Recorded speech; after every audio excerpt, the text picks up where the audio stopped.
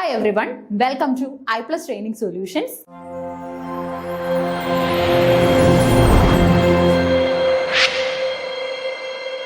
ഇന്നത്തെ വീഡിയോയിലൂടെ നമ്മൾ ഡിസ്കസ് ചെയ്യാനായിട്ട് പോകുന്നത് ജൂൺ 2025 നടന്ന നെറ്റ് ഇംഗ്ലീഷിന്റെ ക്വസ്റ്റ്യൻ പേപ്പർ അനാലിസിസ് ആണ്. ഓക്കെ, അപ്പൊ ക്വസ്റ്റ്യൻ പേപ്പർ അനാലിസിസ് ആണ് നമ്മൾ ചെയ്യുന്നത്. ഓപ്ഷൻസ് ഉണ്ടാവും, ഓപ്ഷൻസിന്റെ ഉത്തരം നമ്മൾ കണ്ടെത്തും, അതുപോലെ തന്നെ അതിനൊരു ചെറിയ എക്സ്പ്ലനേഷനും ഉണ്ടായിരിക്കും. ഓക്കെ, അപ്പൊ അടുത്ത എക്സാം ഒക്കെ എങ്ങനെ ടാക്കിൾ ചെയ്യണം, ഈ എക്സാമിന്റെ പാറ്റേൺ എങ്ങനെയായിരുന്നു, ഈ കാര്യങ്ങളൊക്കെ നമുക്ക് ഈ ഒരു ക്വസ്റ്റ്യൻ ഡിസ്കഷനിലൂടെ മനസ്സിലാക്കി എടുക്കാനായിട്ട് സാധിക്കും. ഫസ്റ്റ് ക്വസ്റ്റ്യൻ നോക്കാം.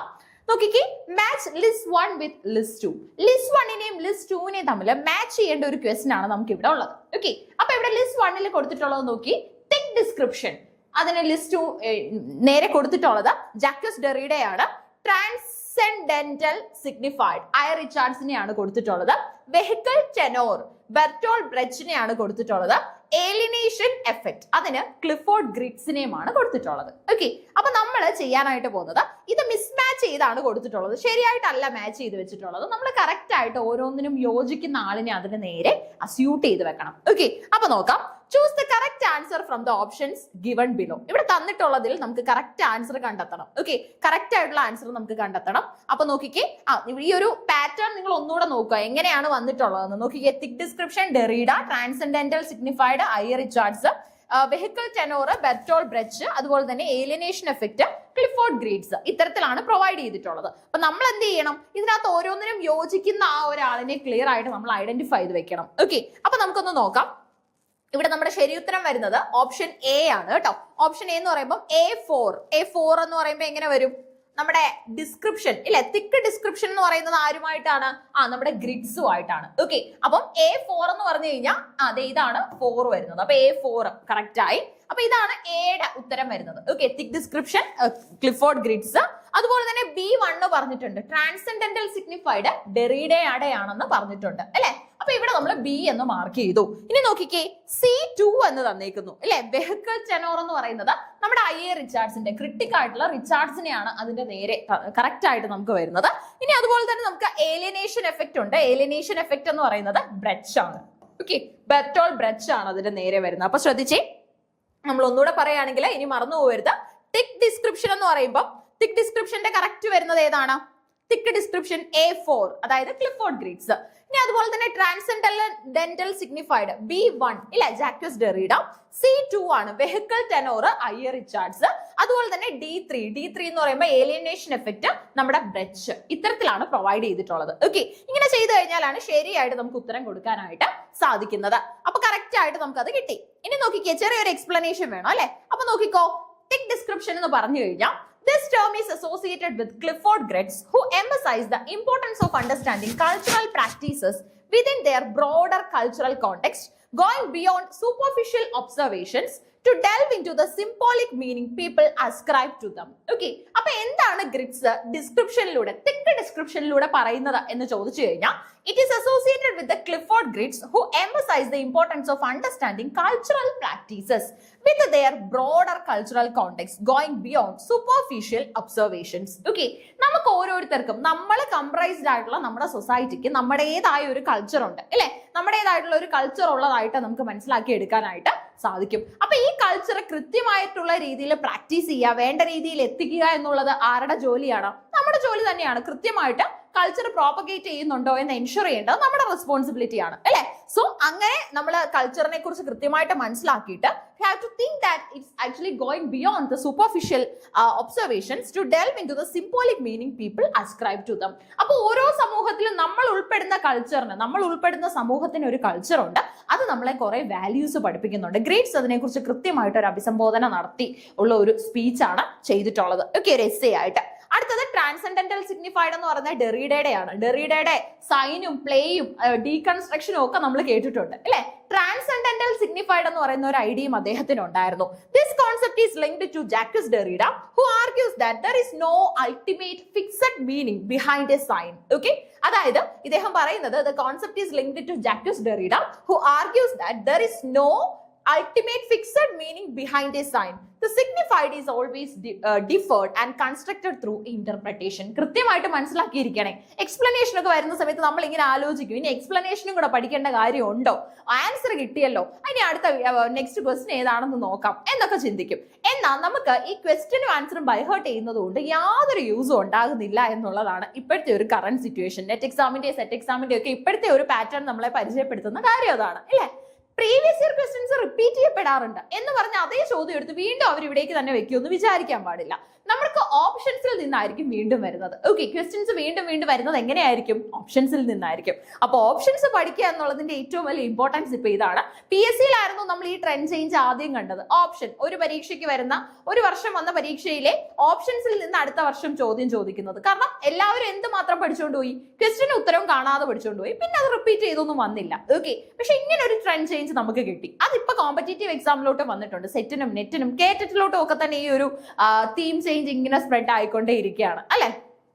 സോ അപ്പൊ നമുക്ക് ട്രാൻസെൻഡന്റൽ സിഗ്നിഫൈഡ് എന്ന് പറഞ്ഞാൽ this concept is linked to Jacques Derrida, who argues that there is no ultimate fixed meaning behind a sign. The signified is always deferred and constructed through interpretation.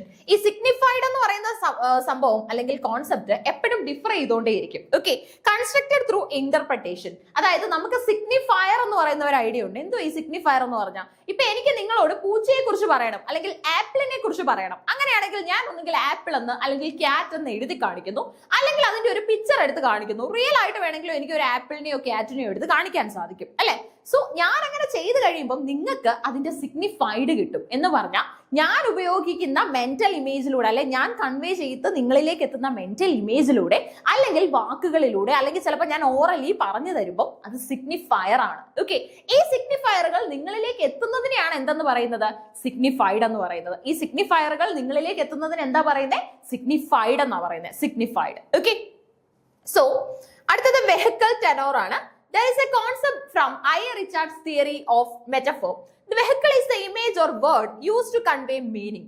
Meaning convey ചെയ്യാനായിട്ട് നമ്മൾ ഉപയോഗിക്കുന്ന ഒരു എന്താണ് image അല്ലെങ്കിൽ വേർഡിനെയാണ് നമ്മൾ vehicle എന്ന് പറയുന്നത്. Okay, while the tenor is the underlying concept or idea being conveyed. അപ്പൊ ശ്രദ്ധിച്ചേ, എന്താണ് വെഹിക്കിൾ അല്ലെങ്കിൽ ടെനോർ എന്ന് ചോദിച്ചു കഴിഞ്ഞാൽ ഇതൊരു കോൺസെപ്റ്റ് ആണ്. I. Richard's theory of metaphorൽ നിന്ന് നമുക്ക് കിട്ടിയിട്ടുള്ള ഒരു കോൺസെപ്റ്റ് ആണ്. Vehicle is the image or word used to convey meaning. അതായത് നമ്മൾ വാക്കുകളുടെ അർത്ഥം കൺവേ ചെയ്യാനായിട്ട് ഉപയോഗിക്കുന്ന ഒരു പ്ലാറ്റ്ഫോമിനെയാണ് എന്തെന്ന് പറയുന്നത്? വെഹിക്കിൾ എന്ന് പറയുന്നത്. While the tenor is the underlying concept or idea being conveyed. Okay, അപ്പൊ നിങ്ങൾക്ക് ടെനോർ ഉണ്ട് എന്ന് പറഞ്ഞു കഴിഞ്ഞാൽ കുറച്ച് ഐഡിയാസ് ഉണ്ട്. ഈ ഐഡിയാസ് കൺവേ ചെയ്യാനായിട്ട് നമുക്ക് ഏതെങ്കിലും പ്ലാറ്റ്ഫോം അത്യാവശ്യമാണ് അല്ലെ. ഇപ്പൊ നമുക്ക് ലിറ്ററേച്ചറിലൂടെ എന്തുമാത്രം കാര്യങ്ങൾ ചെയ്യാനായിട്ട് സാധിക്കുന്നുണ്ട്. ധാരാളം ഐഡിയാസ് പ്രോപ്പഗേറ്റ് ചെയ്യാനായിട്ട് ലിറ്ററേച്ചർ എന്ന് പറയുന്ന മീഡിയ നമ്മൾ ഉപയോഗിക്കുന്നുണ്ട് അല്ലെ. സോ അതുപോലെ നമുക്ക് ഈ ടെനോറുകളെ കൺവേ ചെയ്ത് അല്ലെങ്കിൽ ട്രാൻസ്പോർട്ട് ചെയ്ത് വിടാൻ പറ്റുന്ന ഒരു പ്ലാറ്റ്ഫോം ആണ് എന്തെന്ന് പറയുന്നത്? ഈ വെഹിക്കിൾ എന്ന് പറയുന്നത്. ഓക്കെ, സോ ടെനോറുകളെ ക്യാരി ചെയ്തുകൊണ്ട് പോകുന്നത് എന്താണ്? വെഹിക്കിൾസ് ആണ്. ഇതിനെക്കുറിച്ച് എക്സ്പ്ലെയിൻ ചെയ്ത് നമ്മുടെ റിച്ചാർഡ്സ് ആണ്. I. റിച്ചാർഡ്സ് എന്ന പോപ്പുലർ ആയിട്ടുള്ള ലിറ്റററി ക്രിട്ടിക് ആണ് കേട്ടോ. ഓക്കെ, അടുത്ത നോക്കിക്കേ, നമുക്ക് ഏലിനേഷൻ എഫക്റ്റും കൂടെ ജസ്റ്റ് ഒന്ന് നോക്കാനായിട്ട് ഇതിനകത്ത് വരുന്നുണ്ട്. ഇനി സ്റ്റേറ്റ്മെന്റ് ആയിട്ട് എങ്ങനെ ചോദിച്ചു കഴിഞ്ഞാൽ നമുക്ക് പ്രശ്നം ഉണ്ടാവില്ല, കൃത്യമായിട്ട് നമ്മൾ നോക്കി പോകുന്നതുകൊണ്ട്. This theoretical concept developed by Bertolt Brecht. Bertolt Brechtനെ നമ്മളൊരു വാർ പോയിന്റ് ആയിട്ടൊക്കെ കണ്ടിട്ടുണ്ട്, പക്ഷെ ഇദ്ദേഹം ഏലിനേഷൻ എഫക്റ്റും പറഞ്ഞിട്ടുണ്ട് കേട്ടോ. Aims to deliberately distance the audience from the characters and the action, encouraging critical reflection on the social and political implication of the play rather than emotional identification. Okay, അപ്പൊ alienation effect എന്ന് പറഞ്ഞു കഴിഞ്ഞാൽ ഇതൊരു theoretical concept ആണ്. Developed by Bertolt Brecht. Bertolt Brecht കൊണ്ടുവന്ന ഒരു concept ആണ്. aims to deliberately distance the audience from the characters and action. Okay, അപ്പൊ ഓഡിയൻസിനെ നമ്മൾ എന്ത് ചെയ്യാണ്? We deliberately distance the audience from the characters and action. അതായത് നമ്മൾ ഓഡിയൻസിനെ ക്യാരക്ടേഴ്സിൽ നിന്നും ആക്ഷൻസിൽ നിന്നും ഡെലിബറേറ്റ്ലി ആയിട്ട് ഡിസ്റ്റൻസ് ചെയ്ത് വിടുന്നു. Encouraging reflection on social and political implications of the play rather than emotional identification. നമ്മൾ ഓഡിയൻസിനെ കൂടുതലായിട്ടും ഈ പറയുന്ന ക്യാരക്ടേഴ്സിലേക്ക് അങ്ങ് കണക്ട് ചെയ്ത് വിട്ടാൽ എന്ത് സംഭവിക്കുമെന്ന് വെച്ച് കഴിഞ്ഞാൽ നമ്മുടെ ഈ ഇമോഷണൽ റെസ്പോൺസ് കാരണം സഹൃദയ, നമ്മൾ മലയാളത്തിലൊക്കെ പറയുന്ന സഹൃദയൻ എന്ന് പറയുന്ന ഒരു കോൺസെപ്റ്റ് നമ്മൾ പോലും അറിയാതെ ജന്മം എടുക്കും. ഓക്കെ, എങ്ങനെയാണെന്ന് ചോദിച്ചു കഴിഞ്ഞാൽ എന്താണ്? കാരണം നമ്മൾ ആ പറയുന്ന കഥാപാത്രമായിട്ട് കൂടുതൽ അങ്ങ് ഇന്റിമേറ്റ് ആയിട്ട് മാറും. ഓക്കെ, നമ്മുടെ കൂടെ നിൽക്കുന്ന ഒരാൾക്ക് ഒരു ബുദ്ധിമുട്ടുണ്ടാവുന്ന പോലെയായിരിക്കും ചിലപ്പോൾ ഈ ക്യാരക്ടറിന് എന്തെങ്കിലും പ്രശ്നം ഉണ്ടാകുമ്പോൾ നമുക്ക് ഫീൽ ചെയ്യുന്നത്. അത്രയും വലിയൊരു ഇന്റിമസി ബോണ്ട് ഡെവലപ്പ് ചെയ്തെടുക്കാനുള്ള സാധ്യതയുണ്ട്. സോ അതുകൊണ്ടാണ് പറയുന്നത് നമ്മൾ ഏലിനേഷൻ എഫക്റ്റിലൂടെ ക്യാരക്ടറിൽ നിന്നും ആരെ കുറച്ച് ഡിസ്റ്റൻസ് ചെയ്ത് വെക്കുന്നു, നമ്മുടെ ഓഡിയൻസിനെ അല്ലെങ്കിൽ റീഡറിനെ ഡിസ്റ്റൻസ് ചെയ്ത് വെക്കുന്നു. ഓക്കെ, അല്ലെങ്കിൽ ഏലിനേഷൻ എഫക്ട് റൈറ്റേഴ്സ് പ്ലാൻ ചെയ്യുന്നത് അങ്ങനെയാണ്. അപ്പൊ നമുക്കായാലും ഏലിനേഷൻ എഫക്റ്റിനെ കുറിച്ച് അറിയാമെങ്കിൽ പിന്നെ നമ്മളൊരു ബുക്ക് വായിക്കുമ്പോൾ നമ്മൾ അത്ര ഇന്റിമസി മെയിൻറ്റെയിൻ ചെയ്യാൻ നിൽക്കത്തില്ല ക്യാരക്ടറിനോട്, അല്ലെ? ക്യാരക്ടർ ആരോ ഒരാളാണ് എന്നുള്ള ചിന്തയിൽ, അല്ലെങ്കിൽ നമ്മളിപ്പം സിനിമയും സീരിയലും ഒക്കെ തുടങ്ങുന്നതിന് മുന്നേ എഴുതി കാണിക്കുന്നത് പോലെ ഈ കഥയിലെ കഥാപാത്രങ്ങളും അതുപോലെ തന്നെ സന്ദർഭങ്ങൾക്കും ജീവിച്ചിരിക്കുന്നവരുമായിട്ടോ മരിച്ചുപോയവരുമായിട്ടോ ഒരു ബന്ധവും ഇല്ല എന്ന് പറയുമ്പോൾ ഡിസ്റ്റൻസ് ചെയ്യാനായിട്ട് നമ്മൾ ശ്രമിക്കുന്നുണ്ട്, അല്ലെ? സോ അങ്ങനെ ഡിസ്റ്റൻസ് ചെയ്യിപ്പിച്ച് ഒരു സോഷ്യൽ ആൻഡ് പൊളിറ്റിക്കൽ ഇംപ്ലിക്കേഷൻ ഉണ്ടാക്കി എടുക്കാനാണ് ഏലിനേഷൻ എഫക്റ്റിലൂടെ ബ്രച്ച് മനസ്സിലാക്കുന്നത്, അല്ലെങ്കിൽ ബ്രച്ച് പ്രൊവൈഡ് ചെയ്യുന്ന ഐഡിയ. ഓക്കെ, അപ്പൊ ആൻസർ കിട്ടിയല്ലോ. തിക് ഡിസ്ക്രിപ്ഷൻ ആരുടെയാണ്? ഗ്രിറ്റ്സിന്റെ ആണ്. ട്രാൻസെൻഡന്റൽ സിഗ്നിഫൈഡ് നമ്മുടെ ഡെറീഡയുടെ ആണ്. വെഹിക്കിൾ ടെനോർ എന്താണ് കോൺസെപ്റ്റ് എന്ന് നമ്മൾ നോക്കി, അത് അയ്യർ റിച്ചാർഡ്സിന്റെ ആണ്. ഇനി അതുപോലെ തന്നെ ഏലിനേഷൻ എഫക്റ്റിനെ കുറിച്ച് പറഞ്ഞത് ബ്രച്ച് ആണ്. ഓക്കെ, ബെർട്ടോൾഡ് ബ്രച്ച് ആണ്. അപ്പൊ ഫസ്റ്റ് ക്വസ്റ്റ്യൻ കുറച്ച് ഡീറ്റെയിൽ ആയിട്ട് നോക്കുമ്പോൾ ഒരു ചോദ്യം നോക്കാൻ നമുക്കൊരു 5 മിനിറ്റിനടുത്ത് വരും. കാരണം മറ്റൊന്നുമല്ല, കംപ്ലീറ്റ് ആയിട്ട് ആ ക്വസ്റ്റ്യൻ നമ്മളങ്ങ് മനസ്സിലാക്കി പോവാം. ഓക്കെ, പിന്നെ ആ ക്വസ്റ്റ്യൻ നമുക്കൊരു ബുദ്ധിമുട്ടായിട്ട് വരുത്തേയില്ല. ആ ക്വസ്റ്റ്യനിൽ നിന്ന് എന്ത് ചോദിച്ചാലും നമ്മുടെ കയ്യിൽ ഉത്തരം ഉണ്ടായിരിക്കും. ഓക്കെ, 52ാമത്തെ ക്വസ്റ്റ്യൻ നോക്കാം. Lord Curzon used the report of the Indian Universities Commission of 1902. Okay, അപ്പൊ ഇത് എവിടെ നിന്ന് വന്ന ക്വസ്റ്റ്യൻ ആയിരിക്കും? നമ്മുടെ നെറ്റ് ഇംഗ്ലീഷിന്റെ യൂണിറ്റ് 6 കണ്ടിട്ടുണ്ടോ? യൂണിറ്റ് 6ന്റെ പേരെന്താ? Evolution of English in India. ഇന്ത്യയിലെ ഇംഗ്ലീഷ് ഇവോൾവ് ചെയ്ത് വന്നതിന്റെ റീസൺസും ഇംഗ്ലീഷ് യൂസും ഒക്കെയാണ് നമ്മൾ അവിടെ പഠിക്കുന്നത്, അല്ലെ? സോ ലോർഡ് കേഴ്സനെ കുറിച്ചും അതുപോലെ തന്നെ യൂണിവേഴ്സിറ്റി റിപ്പോർട്ടുകളെ കുറിച്ച്, പല പല കമ്മീഷൻസിനെ കുറിച്ച്, pre independent post independent education കമ്മീഷൻസിനെ കുറിച്ചൊക്കെ നമ്മൾ നോക്കുന്നുണ്ട്. അവിടെ വരുന്ന ഒരു ഡയറക്ട് ക്വസ്റ്റ്യൻ ആണിത്. Okay, Lord Curzon use the report of Indian universities commission of 1902 to decentralize school education, give representation to Indians in policy making, withdraw Indian University Act of 1904, centralized school education under a Director General of Education. Okay, Director General of Education. അപ്പൊ എന്താണ് Lord കർസന്റെ Indian university commission of 1902 report പറയുന്നത്? ഈ report നമ്മൾ എന്തിനു വേണ്ടിയാണ് ഉപയോഗിക്കുന്നത്? Okay, കർസന്റെ 1902 റിപ്പോർട്ടിന്റെ ഐഡിയ എന്താണ്? ഇത്രയേ ഉള്ളൂ ചോദ്യം. ഓക്കെ, അപ്പൊ നോക്കിക്കേ, ഡീസെൻട്രലൈസ് സ്കൂൾ എഡ്യൂക്കേഷനെ നമ്മൾ ഡീസെൻട്രലൈസ് ചെയ്യുക. നമ്മൾ ഈ പവർ ഒക്കെ ഡീസെൻട്രലൈസ് ചെയ്യാറുണ്ട്. എങ്ങനെയാ? പവർ മുകളിലത്തെ തട്ടിൽ നിന്നും താഴേക്കും കൂടെ കൊടുക്കും. ഡൗൺ ഫിൽട്രേഷൻ തിയറി മെക്കൗളി പറഞ്ഞ കാര്യമാണ്, അല്ലെ?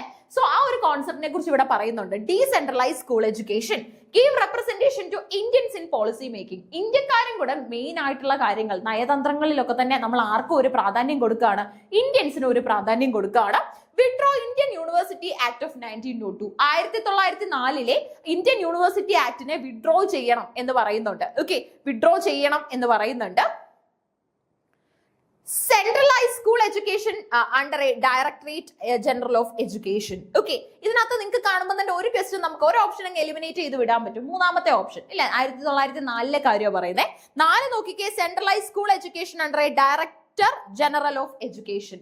സ്കൂൾ എഡ്യൂക്കേഷനിൽ നമുക്ക് വളരെ ഒരു അച്ചടക്കമില്ലാതെ പോയാൽ ശരിയാവില്ല. നമുക്കൊരു ഡയറക്ടർ ജനറൽ ഓഫ് എഡ്യൂക്കേഷൻ ഉണ്ടായിരിക്കണം. അദ്ദേഹത്തിന്റെ മേൽനോട്ടത്തിൽ കൃത്യമായിട്ട് എപ്പോഴും അപ്ഡേറ്റ്സ് നടന്നുകൊണ്ടിരിക്കുന്ന ഒരു മേഖലയായിരിക്കണം സ്കൂൾ വിദ്യാഭ്യാസം എന്നും ഇവിടെ കേഴ്സൺ പറയുന്നുണ്ട് എന്നാണ് പറയുന്നത്. ഓക്കെ, അപ്പൊ ഓപ്ഷൻ ഏതാണ് കറക്റ്റ് എന്ന് നോക്കാം. ഇവിടെ കറക്റ്റ് ആയിട്ട് വരുന്നത് ഓപ്ഷൻ ഡി ആണ് കേട്ടോ, എന്ന് പറഞ്ഞാൽ 4ാമത്തതാണ്. അതായത് centralise school education under a director general of education. Okay, അപ്പൊ നോക്കിക്കേ, Lord Curzon use the report of Indian universities commission of 1902 എന്തിനു വേണ്ടിയാണെന്ന് ചോദിച്ചു കഴിഞ്ഞാൽ, അതായത് സ്കൂൾ എഡ്യൂക്കേഷനെ ഒക്കെ തന്നെ നമുക്കൊന്ന് സെൻട്രലൈസ് ചെയ്തെടുക്കണം, ഒന്ന് ഏകോപിപ്പിച്ചെടുക്കണം, ഏകോപനം നമുക്ക് അവിടെ നടത്താൻ സാധിക്കണം. ഇനി അത് നമുക്ക് അതിനൊരു ചുമതല ഏൽക്കാനായിട്ട് ഒരാൾ ഉണ്ടായിരിക്കണം, director general of education. Okay, so ഇത്രയും കാര്യങ്ങളാണ് അതിനകത്ത് പറയുന്നത്. അപ്പൊ അത് ക്ലിയർ ആയല്ലോ. Lord Curzon's Indian university commission of 1902 and subsequently the Indian Universities Act of 1904 were primarily focused on centralizing control over Indian universities and education. The act aimed to increase government oversight and supervision of universities, promote stricter regulations and ensure uniformity in education. അതായത് നമ്മൾ ഇന്ന് പറയുന്നത് പോലെ 6 മുതൽ 14 വയസ്സ് വരെയുള്ള കുട്ടികൾക്ക് നിർബന്ധിതവും സാർവത്രികവുമായ വിദ്യാഭ്യാസം നൽകണമെന്നാണ് പറയുന്നത് അല്ലെ. അതായത് ആ കുട്ടികൾക്ക് വിദ്യാഭ്യാസം എന്ന് പറയുന്നത് കുട്ടിയുടെ അവകാശമാണ്. ആ അവകാശം മറ്റൊരാൾക്കും നിഷേധിക്കാനായിട്ട് സാധിക്കില്ല. കുട്ടിക്ക് ആ അവകാശം പൂർണ്ണമായി നേടിയെടുക്കാനായിട്ട് സാധിക്കണം. അതിനുള്ള അവസരങ്ങൾ നമ്മൾ ഉണ്ടാക്കണം, ഗവൺമെന്റ് കൊടുക്കണം എന്നുള്ളതാണ് ഈ ഒരു നയത്തിൽ വ്യക്തമാക്കുന്നത്. Okay, and ensure uniformity in education.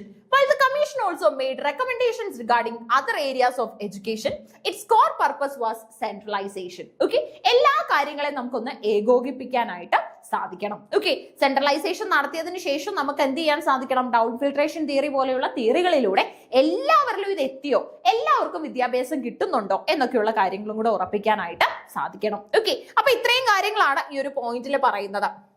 അപ്പം എന്താ നോക്കി, ഇവിടെ നമുക്ക് ക്വസ്റ്റ്യൻ ഇതായിരുന്നു, Lord Curzon use the report of Indian universities commission of 1902 എന്തിനു വേണ്ടിയാണ് അത് യൂസ് ചെയ്തത്? ഇനി ഫസ്റ്റ് ഓപ്ഷൻ വന്നത് ഡീസെൻട്രലൈസ് സ്കൂൾ എഡ്യൂക്കേഷൻ എന്നാണ് അല്ലെ.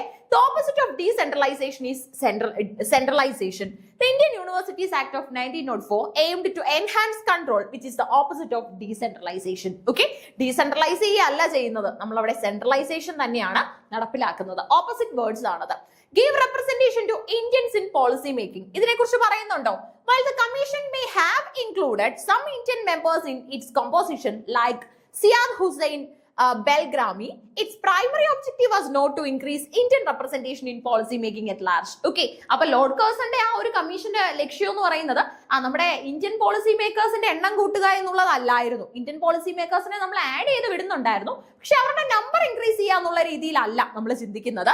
The act itself was largely driven by Curzon's vision for stricter control over universities, not for promoting Indian political participation. Okay, അപ്പൊ stricter ആയിട്ടുള്ള കൺട്രോൾ നമ്മൾ ആർക്ക് കൊടുക്കണം? യൂണിവേഴ്സിറ്റീസിന് കൊടുക്കണം. Not for promoting Indian political participation. നമുക്ക് ഇന്ത്യൻ പൊളിറ്റിക്കൽ പാർട്ടിസിപ്പേഷനോ Indian political scenario bestow ചെയ്യാനുള്ള പ്ലാറ്റ്ഫോം അല്ല വേണ്ടത്. വിദ്യാഭ്യാസം കൃത്യമായിട്ട് എല്ലാവരിലും എത്തണം. അതാണ് കർസൺ ഇവിടെ അവകാശപ്പെടുന്ന മെയിൻ ആയിട്ടുള്ള കാര്യം. ഓക്കെ, അപ്പൊ കൃത്യമായിട്ട് വായിച്ചു പഠിച്ചാൽ ഉത്തരം എഴുതാൻ കിട്ടുന്ന ഒരു ക്വസ്റ്റ്യൻ ആയിരുന്നു അത്. Withdraw Indian University Act of 1904. This option is directly contrary to what happened. Lord Curzon introduced and enacted the University Act of 1904 based on the recommendations of the commission he appointed. അപ്പം 1902 വന്ന കമ്മീഷന്റെ ബേസിലാണ് എന്ത് പിന്നീട് ഉണ്ടായത്? നമ്മുടെ ഈ പറയുന്ന ഏറ്റവും പ്രധാനപ്പെട്ട 1904 നയമൊക്കെ തന്നെ വരുന്നത്. അപ്പൊ 2 ആക്ട് ഉണ്ടെങ്കിലേ പിന്നീട് ആ നയത്തിന് സാധ്യത അവിടെ ഉണ്ടാകുന്നുള്ളൂ. അപ്പൊ നമുക്കത് ക്ലിയർ ആയല്ലോ. 53ാമത്തെ ചോദ്യം നോക്കാം. ഇത് ക്രിറ്റിസിസം എന്ന് പറയുന്ന ഏരിയയിൽ നിന്നുള്ള ക്വസ്റ്റ്യൻ ആണ്. നമുക്ക് നോക്കാം. ഓക്കെ, അപ്പൊ ഇത് നമുക്ക് ലിറ്റററി ക്രിറ്റിസിസം ആണ്, unit 8. Who has described his criticism as a byproduct and of his private poetry workshop and as a prolongation of the thinking that went into the formation of my own verse. Okay, അപ്പൊ നോക്കിക്കേ, who has described his criticism as a byproduct. Okay, അതായത് എന്റെ criticism എന്ന് പറയുന്നത് ഒരു by product ആണെന്ന്. നമ്മളിപ്പം reaction ഒക്കെ കെമിസ്ട്രിയിൽ നടത്തുമ്പോൾ നമ്മളെ കൂടെ കിട്ടുന്ന H2O ഓക്സിജനെയോ ഹൈഡ്രജനെയോ ഒക്കെ നമ്മൾ ബൈ പ്രോഡക്റ്റ് ആണെന്ന് പറയാറുണ്ട് അല്ലെ. അതുപോലെ എന്റെ റിയാക്ഷൻ എന്ന് പറയുന്നത്, ദാറ്റ് മീൻസ് എന്റെ ക്രിറ്റിസിസം എന്ന് പറയുന്നത് ഒരു ബൈ പ്രോഡക്റ്റ് ആണ്. എന്തിന്റെയാണ്? Of his private poetry workshop. എന്റെ പ്രൈവറ്റ് പോയിട്രി വർക്ക്ഷോപ്പിന്റെ ബൈ പ്രോഡക്റ്റ് ആണ് എന്തെന്ന് പറയുന്നത് എന്റെ criticism. And as a prolongation of the thinking that went into the formation of my own verse. Okay, എന്റെ തന്നെ തിങ്കിങ്ങിന്റെ ഒരു എക്സ്പാൻഷൻ കൂടെയാണ് എന്റെ ക്രിറ്റിസിസം. ഓക്കെ, അപ്പൊ സ്വന്തമായിട്ടുള്ള തന്റെ റൈറ്റിങ്ങിനെ കുറിച്ച്, തന്റെ ക്രിറ്റിസിസത്തെ കുറിച്ച് ഇങ്ങനെയുള്ള ഒരു സ്റ്റേറ്റ്മെന്റ് പ്രൊവൈഡ് ചെയ്തത് ആരാണെന്നുള്ളതാണ് ഇവിടെ ക്വസ്റ്റ്യൻ. അപ്പൊ നമുക്ക് ഇവിടെ ഓപ്ഷൻസിൽ ST കോളറിഡ്ജ് ഉണ്ട്, Matthew Arnold, Ezra Pound, TS Eliot. എല്ലാവരും പേരെടുത്ത ക്രിറ്റിക്സ് തന്നെയാണ്. ST കോളറിഡ്ജിന്റെ primary and secondary imagination, Biographia Literaria എന്ന പുസ്തകം ഒക്കെ തന്റെ ജീനിയസിനുള്ള എക്സാമ്പിൾ ആണ്. മാത്യു അർണോൾഡിലോട്ട് പോയി കഴിഞ്ഞാൽ touch stone method, culture and society, literature and dogma തുടങ്ങിയ എസ്സേസ്. ഇനി എസ്ര പൗണ്ടിലേക്ക് പോയി കഴിഞ്ഞാൽ ഇമേജസ് എന്ന് പറയുന്ന ഏറ്റവും പ്രധാനപ്പെട്ട ഒരു മൂവ്മെന്റ്. അതുപോലെ തന്നെ നമ്മുടെ TS എലിയറ്റിന് സ്വന്തമായിട്ട് ഒബ്ജക്റ്റീവ്, കോറിലേറ്റീവ്, അതുപോലെ തന്നെ ഹാംലെറ്റിനെ കുറിച്ച് വിശദീകരിച്ചുകൊണ്ടുള്ള ഹാംലെറ്റ് ആൻഡ് ഹിസ് പ്രോബ്ലംസ്, അനവധി കോൺട്രിബ്യൂഷൻസ് എക്സിസ്റ്റ് ചെയ്യുന്നുണ്ട്. ഓക്കെ, അപ്പൊ എല്ലാവരും പേരെടുത്ത ക്രിറ്റിക്സ് ആണ്. ഇതിനകത്ത് കറക്റ്റ് ആൻസർ വരുന്നത് ഓപ്ഷൻ 4 ആണ് കേട്ടോ. അതായത് TS എലിയറ്റ് ആണ് ഇതിന്റെ ഉത്തരമായിട്ട് വരുന്നത്. TS എലിയറ്റ് ആണ് പറഞ്ഞത് my criticism is a byproduct of my own private poetry workshop and as a prolongation of the thinking that went into the formation of my own verse. ആര് പറഞ്ഞ statement ആണ്? TS Eliot കേട്ടോ. TS Eliot പറഞ്ഞ statement ആണ്. T.S. Eliot famously described his critical work as a byproduct of his own poetry writing. തന്റെ critical work എന്ന് പറയുന്നത് അദ്ദേഹത്തിന്റെ പോയിട്രി റൈറ്റിംഗിന്റെ ഒരു ബൈ പ്രോഡക്റ്റ് ആണ്. കൂടുതലായിട്ടും കവിതകൾ എഴുതാൻ തുടങ്ങിയപ്പോൾ, കവിതകളെ സ്നേഹിക്കാൻ തുടങ്ങിയപ്പോൾ, കവിത എന്താണെന്ന് മനസ്സിലായപ്പോഴാണ് ഇത്തരത്തിലുള്ള ഐഡിയാസ് അദ്ദേഹത്തിന് കൂടുതലായിട്ട് വന്നത്. Essentially saying that his analysis of other poets was an extension of the thought process involved in creating his own poetry. Okay, അപ്പൊ ഇദ്ദേഹം പറയുന്ന വേറൊരു ഐഡിയ ഉണ്ടോ? He also says that his own poetry, essentially saying that his analysis of other poets was an extension of the thought process involved in creating his own poetry. Okay, അപ്പൊ ബാക്കിയുള്ള പോയിറ്റ്സിനെ കുറിച്ച് analyse ചെയ്തപ്പോഴും അദ്ദേഹത്തിന് എന്താണ് നേടിയെടുക്കാൻ സാധിച്ചത്? അവരുടെ റൈറ്റിംഗ് സ്റ്റൈല് തിരിച്ചറിയാനും, ഇനി അതുപോലെ തന്നെ നമ്മൾ ഒരാളിനെ കുറിച്ച് പഠിക്കുമ്പോൾ, ഒരാളുടെ റൈറ്റിംഗ് പഠിക്കുമ്പോൾ അവരുടെ റൈറ്റിംഗ്സിൽ തെറ്റുകൾ വന്നിട്ടുണ്ടെങ്കിൽ നമുക്ക് എഴുതുമ്പോൾ അത് തിരുത്താനായിട്ട് സാധിക്കും. നമ്മുടെ എഴുത്ത് കൂടുതൽ പെർഫെക്റ്റ് ആക്കാനായിട്ട് നമുക്ക് സാധിക്കും. അപ്പൊ അങ്ങനെ കൂടുതലായിട്ടും ലിറ്ററേച്ചറുമായിട്ട് ബന്ധപ്പെട്ട് നിൽക്കാനായിട്ടുള്ള ഒരു സ്പേസ് നമുക്ക് അവിടെ കിട്ടുന്നുണ്ട്. ഓക്കെ, ഇനി കോളറിഡ്ജിനെ കുറിച്ച് പറയുന്നുണ്ട്. ഒരു സിഗ്നിഫിക്കന്റ് ലിറ്റററി ക്രിട്ടിക് ആണ്. He didn't use this specific phrase to describe his approach to criticism. His criticism is more known for its focus on the organic unity of work of art and the imagination. Okay, അപ്പൊ S.T. Coleridge എന്ന് പറയുന്ന ഒരു significant literary critic ആണ്. He didn't use this specific phrase to describe his approach to criticism. തന്റെ ക്രിറ്റിസിസത്തെ കുറിച്ചുള്ള അപ്രോച്ചിലേക്ക് കൂടുതലായിട്ടും ഇദ്ദേഹം ഈ ഒരു ഐഡിയ യൂസ് ചെയ്യുന്നില്ല. He didn't use this. His criticism is more known for its focus on organic unity of the work and the imagination. Primary, secondary imagination കുറിച്ചും വർക്കുകളിൽ ഉണ്ടാകേണ്ട organic യൂണിറ്റിയെ കുറിച്ചും ഒക്കെയാണ് റൈറ്റർ കൺവേ ചെയ്തു വിടുന്നത്. അടുത്ത നമ്മുടെ മാത്യു അർണോൾഡ് ആണ്. ഒരു റെക്കഗ്നൈസ്ഡ് റൈറ്റർ ആണ്. Okay, Matthew Arnold is recognised for his influential essays on culture and literature, particularly his idea of culture and high culture. Matthew Arnold describe ചെയ്യുന്നത് കൾച്ചറിനെ കുറിച്ചും ഹൈ കൾച്ചറിനെ കുറിച്ചും ഒക്കെയാണ്. ഓക്കെ, കൾച്ചർ എന്താണ്, high culture എന്താണ്, ഇങ്ങനെയുള്ള പോയിന്റുകളെ കുറിച്ചാണ് കൺവേ ചെയ്യുന്നത്. However, he didn't use the byproduct of poetry workshop analogy. Okay, അദ്ദേഹം പോയട്രി വർക്ക്ഷോപ്പ് അനാലോഗി എന്ന ബൈ പ്രോഡക്റ്റിനെ കുറിച്ച് ഒന്നും തന്നെ അവിടെ കൺവേ ചെയ്യുന്നില്ല. Okay, Arnold. പിന്നെ അതുപോലെ തന്നെ ടച്ച് സ്റ്റോൺ മെത്തേഡ് അർണോൾഡ് കൊണ്ടുവന്ന ഒരു ഐഡിയ ആണ്. ഇനി പൗണ്ടിലോട്ട് വന്നു കഴിഞ്ഞാൽ ഒരു ഹൈലി ഇൻഫ്ലുവൻഷ്യൽ മോഡേണിസ്റ്റ് പോയിറ്റ് ആണ് and critic. His criticism was often provocative and direct. അദ്ദേഹത്തിന്റെ ക്രിറ്റിസിസം എന്ന് പറയുന്നത് വളരെ പ്രൊവോക്കേറ്റീവ് ആണ്, അതുപോലെ തന്നെ ഡയറക്റ്റ് ആണ്. കുറച്ച് പ്രൊവോക്കബിൾ ആയിട്ടുള്ള രീതിയിലൊക്കെ നമുക്ക് ഫീൽ ചെയ്യും. But he didn't describe it in the same way as Eliot. Pound's approach was more focused on advocating for a particular aesthetic and challenging traditional forms. Okay, ഇനി പൗണ്ടിന്റെ വേറൊരു പ്രത്യേകത എന്ന് പറയുന്നത് Pound's approach was more focused on advocating for a particular aesthetic and challenging traditional forms. Okay, വളരെ aesthetic ആയിട്ടുള്ള, വളരെ particular ആയിട്ടുള്ള പല കാര്യങ്ങളെ കുറിച്ചും കൺവേ ചെയ്യുന്നുണ്ട്. ഓക്കെ, അപ്പൊ അതിനൊക്കെയാണ് ട്രഡീഷണൽ ഐഡിയാസിനൊക്കെ കുറച്ച് ഫോക്കസ് കൊടുക്കുന്ന ആളാണ് പൗണ്ട്. ഓക്കെ, അപ്പൊ ക്ലിയർ ആയല്ലോ. നമ്മുടെ മൂന്നാമത്തെ ചോദ്യം ഇതായിരുന്നു. അതായത് തന്റെ റൈറ്റിംഗ്സിനെ ഒരു ബൈ പ്രോഡക്റ്റ് ഓഫ് അദ്ദേഹത്തിന്റെ തന്നെ പോയിട്രി വർക്ക്ഷോപ്പ് എന്ന് പറഞ്ഞത് T.S. Eliot ആണ് കേട്ടോ. T.S. Eliotന്റെ ഏറ്റവും ഫേമസ് ആയിട്ടുള്ള വേസ്റ്റ്ലൻഡ് 1922 ഒക്കെ ഇതിനുള്ള എക്സാമ്പിൾ ആയിട്ട് നമുക്ക് ട്രേസ് ചെയ്യാനായിട്ടും സാധിക്കും. എന്തായാലും 54ാമത്തെ ചോദ്യം നോക്കാം. Who among the following is considered as the father of South African English poetry? South African English പോയട്രിയുടെ പിതാവ് എന്നറിയപ്പെടുന്നത് ആരെയാണ്? ഓക്കെ, സൗത്ത് ആഫ്രിക്കൻ ഇംഗ്ലീഷ് പോയട്രിയുടെ പിതാവ് എന്ന് വിളിക്കുന്നത് ആരെയാണ്? നോക്കിക്കേ, Rider Haggard, Thomas Pringle, John Buchan, അതുപോലെ തന്നെ നമുക്ക് പേഴ്സി ഫിറ്റ്സ് പാട്രിക് ഉണ്ട് കേട്ടോ. നോക്കിക്കേ, Rider Haggard, Thomas Pringle, John Buchan, അതുപോലെ തന്നെ നമുക്ക് പേഴ്സി ഫിറ്റ്സ് പാട്രിക്. ഇതിൽ ആരാണ് father of South African English poetry എന്ന് അറിയപ്പെടുന്നത്? 2 ആണ് റൈറ്റ് ആൻസർ വരുന്നത്. എന്ന് പറഞ്ഞാൽ നമ്മുടെ തോമസ് പ്രിങ്കിൾ ആണ് ഇതിന്റെ ശരിയുത്തരമായിട്ട് വരുന്നത്. ഓക്കെ, പ്രിങ്കിളിനെയാണ് സൗത്ത് ആഫ്രിക്കൻ ഇംഗ്ലീഷ് പോയട്രിയുടെ പിതാവ് എന്ന് വിളിക്കുന്നത്. ഓക്കെ, സൗത്ത് ആഫ്രിക്കൻ ഇംഗ്ലീഷ് പോയട്രിയുടെ പിതാവ് എന്ന് വിളിക്കുന്നത് ആരെയാണ്? നമ്മുടെ പ്രിങ്കിളിനെയാണ് കേട്ടോ, പ്രിങ്കിളിനെയാണ്. അപ്പൊ നമുക്ക് ഓരോ ഓപ്ഷൻസും കൂടെ ഒന്ന് അനലൈസ് ചെയ്ത് പോവാം. Thomas Pringle is widely regarded as the father of South African English poetry. South African English poetryയുടെ പിതാവ് എന്ന ടൈറ്റിലിന് ഏറ്റവും അനുയോജ്യനായിട്ടുള്ള വ്യക്തി കൂടെയാണ് നമ്മുടെ തോമസ് പ്രിങ്കിൾ. ഓക്കെ, അപ്പൊ സൗത്ത് ആഫ്രിക്ക എന്ന് പറയുമ്പോൾ നമുക്കറിയാം ഒരുപാട് സഫർ ചെയ്ത ആൾക്കാരാണ് അവിടെ ഉള്ളത്, ഒരുപാട് ലൈഫിൽ ഫേസ് ചെയ്യേണ്ടതായിട്ട് വന്നിട്ടുള്ള ആൾക്കാരാണ്. Okay, he was a Scottish born writer. ഒരു സ്കോട്ടിഷ് ബോൺ റൈറ്റർ ആണ്, പോയറ്റ് ആണ്. Who immigrated to South Africa in 1820. 1820 South ആഫ്രിക്കയിലേക്ക് ഇമിഗ്രേറ്റ് ചെയ്തതാണ്.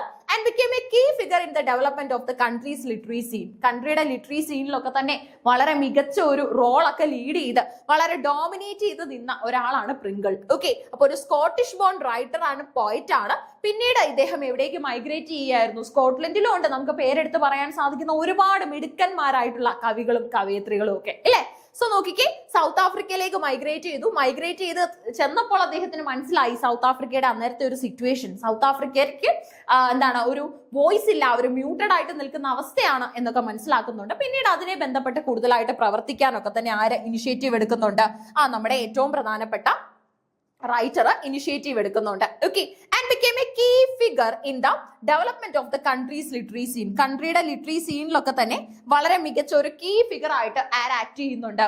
നമ്മുടെ റൈറ്റർ തോമസ് പ്രിങ്കിൾ ആക്ട് ചെയ്യുന്നുണ്ട്. ഓക്കെ, അടുത്തത് പോയനറിംഗ് വർക്ക് എടുത്ത് പറയാനാണെങ്കിൽ Pringle was one of the first English language poet to write extensively about South Africa's landscape people and social conditions. അതായത് South ആഫ്രിക്കയുടെ പീപ്പിളിനെ കുറിച്ചും അതുപോലെ തന്നെ ലാൻഡ്സ്കേപ്പിനെ കുറിച്ചും സോഷ്യൽ കണ്ടീഷനെ കുറിച്ചും ഒക്കെ നമുക്ക് എക്സ്റ്റെൻസീവ് ആയിട്ട് ഐഡിയ ഉള്ള, നല്ല രീതിയിൽ ഐഡിയാസ് കൺവേ ചെയ്യുന്ന ഒരാളും കൂടെ ആയിരുന്നു നമ്മുടെ പ്രിങ്കിൾ. ഓക്കെ, ഇനി ഫൗണ്ടിങ് പബ്ലിക്കേഷൻസ് നോക്കാനാണെങ്കിൽ he establish 2 newspapers in Cape Town, the South African Journal and South African Commercial Advertiser, which played a role in shaping public discourse and promoting literary expression. Okay, അപ്പോൾ public discourse ഒക്കെ promote ചെയ്യാനും അതുപോലെ തന്നെ literary ആയിട്ടുള്ള കുറച്ച് expressions ഒക്കെ promote ചെയ്യാനും ഒക്കെ ആയിട്ട് വളരെ മികച്ച രീതിയിൽ പേപ്പേഴ്സ് ഒക്കെ എസ്റ്റാബ്ലിഷ് ചെയ്തിട്ടുള്ള ഒരാളും കൂടെയാണ് നമ്മുടെ പ്രിങ്കിൾ. ഓക്കെ, അപ്പൊ പ്രിങ്കിളിന്റെ കോൺട്രിബ്യൂഷൻസ് എന്ന് പറയുന്നത് ഒരുപാടുണ്ട്. ഇനി ലിറ്ററേച്ചറിൽ എങ്ങനെയാണ് പ്രിങ്കിൾ റിഫ്ലക്റ്റീവ് ആകുന്നതെന്ന് ചോദിച്ചു കഴിഞ്ഞാൽ Pringle's work while facing censorship challenges helped to establish a tradition of English language poetry that reflected the unique realities of South Africa. South ആഫ്രിക്കയുടെ യുണീക്ക് റിയാലിറ്റീസ് ഒക്കെ തന്നെ മനസ്സിലാക്കി തരുന്ന, യുണീക്ക് റിയാലിറ്റീസ് ഒക്കെ തന്നെ പെൻ ചെയ്ത് തരുന്ന വളരെ ഇമ്പോർട്ടന്റ് ആയിട്ടുള്ള ഒരു റൈറ്റർ ആയിട്ട് നമ്മുടെ പ്രിങ്കിൾ നിൽക്കുന്നുണ്ട്. അപ്പൊ ശരിക്കും പറഞ്ഞാൽ ഒന്ന് ആലോചിച്ചേ, സ്കോട്ട്ലൻഡിൽ നിന്നും സൗത്ത് ആഫ്രിക്കയിൽ എത്തിയ സൗത്ത് ആഫ്രിക്കയുടെ ഒരു പ്രഷ്യസ് ജം എന്ന് നമുക്ക് വിശേഷിപ്പിക്കാൻ സാധിക്കുന്ന ആളാണ് നമ്മുടെ പ്രിങ്കിൾ. ഓക്കെ, ഇനി അബോളിഷനിസ്റ്റ് സ്റ്റാൻസ് ഉണ്ട്. Beyond his literary contributions Pringle was also a vocal abolitionist. Okay, adding another layer to his influence and legacy. അപ്പൊ ശരിക്കും പറഞ്ഞാൽ Pringle is A most important person, അല്ലെങ്കിൽ നമുക്ക് അൺഅവോയ്ഡബിൾ ആയിട്ടുള്ള വളരെ ഇമ്പോർട്ടന്റ് ആയിട്ടുള്ള ഒരു വ്യക്തിയാണ് ആരെന്ന് പറയുന്നത്, പ്രിങ്കിൾ എന്ന് പറയുന്നത്. ഓക്കെ, പ്രിങ്കിൾ, ഇതാണ് പ്രിങ്കിളിന്റെ ലൈഫും അതുപോലെ തന്നെ പ്രിങ്കിളിന്റെ കരിയറും എന്ന് പറയുന്നത്. അപ്പൊ ചോദ്യം ഇതായിരുന്നു, ആരാണ് സൗത്ത് ആഫ്രിക്കൻ ഇംഗ്ലീഷ് പോയിട്രിയുടെ ഫാദർ? അത് നമ്മുടെ തോമസ് പ്രിങ്കിൾ ആണ്. ഇനി ഒരിക്കലും മറന്നു പോകാനായിട്ട് പാടില്ല. ഓക്കെ, ക്ലിയർ ആയിട്ടുണ്ടല്ലോ. അപ്പൊ നമുക്ക് 55ാമത്തെ ചോദ്യം എന്താണെന്നൊന്ന് നോക്കാവേ. 55 ഇങ്ങനെ പഠിക്കുന്നതിന്റെ ഗുണമെന്ന് പറഞ്ഞാൽ ചിലപ്പോൾ ഇത് ഇനി സ്റ്റേറ്റ്മെന്റ് വരും. അതായത് തോമസ് പ്രിങ്കിളിന്റെ ചോദ്യങ്ങളൊക്കെ തന്നെ നമുക്ക് സ്റ്റേറ്റ്മെന്റിൽ കയറി വരും. സ്റ്റേറ്റ്മെന്റ് വന്നാലും നമുക്ക് പ്രശ്നമില്ല, കാരണം അവിടെ നമുക്ക് ആൻസർ ചെയ്യാനായിട്ട് സാധിക്കും. ഓക്കെ, ആ ഒരു പോയിന്റിൽ വേണം നിങ്ങൾ ഇത് നോക്കി പോകാനായിട്ട്. ഇനി നമുക്ക് 55ാമത്തെ ചോദ്യം വരുന്നുണ്ട്. 55ാമത്തെ ചോദ്യവും ഇതുപോലെ തന്നെ സ്റ്റേറ്റ്മെന്റിലൊക്കെ വരുന്ന ഒരു ക്വസ്റ്റ്യൻ ആണ്. ഓക്കെ, അപ്പൊ നമ്മൾ 51, 52, 53, 54 ചോദ്യങ്ങൾ നമ്മൾ ഇന്ന് നോക്കി. പ്രിങ്കിളിന്റെ ക്വസ്റ്റ്യൻ വന്നത് നമുക്ക് 54th ക്വസ്റ്റ്യൻ ആണ് അല്ലെ. അപ്പൊ ഈ 4 ചോദ്യങ്ങളിൽ നിന്ന് തന്നെ നമുക്ക് മനസ്സിലായി ഇത്തവണത്തെ പരീക്ഷയുടെ നിലവാരം എങ്ങനെയായിരുന്നു. അത്ര എളുപ്പമൊന്നും അല്ലായിരുന്നു അല്ലെ. ഇത്തവണ നെറ്റ് നേടിയവരും JRF നേടിയവരും ഒക്കെ എത്ര ഇനിഷ്യേറ്റീവ് എടുത്ത് എത്ര അധ്വാനിച്ചതാണ് എന്നുള്ളതും ഈ ചോദ്യങ്ങൾ നമ്മളെ മനസ്സിലാക്കി തരുന്നുണ്ട്. ഡയറക്റ്റ് ഒന്നും പറയാൻ പറ്റില്ല. പ്രിങ്കിളിന്റെ ക്വസ്റ്റ്യൻ ഒക്കെ നല്ല ഇന്റൻസ് ആയിട്ട് വായിച്ചവർക്ക് അല്ലെങ്കിൽ പഠിച്ചവർക്ക് മാത്രമായിരിക്കും ആൻസർ ചെയ്യാനായിട്ട് സാധിച്ചത്. ഓക്കെ, അപ്പൊ ഫർദർ ക്വസ്റ്റ്യൻസ് ഒക്കെ തന്നെ നമ്മൾ അടുത്ത വീഡിയോയിൽ ഡിസ്കസ് ചെയ്യും. Keep learning. Thank you.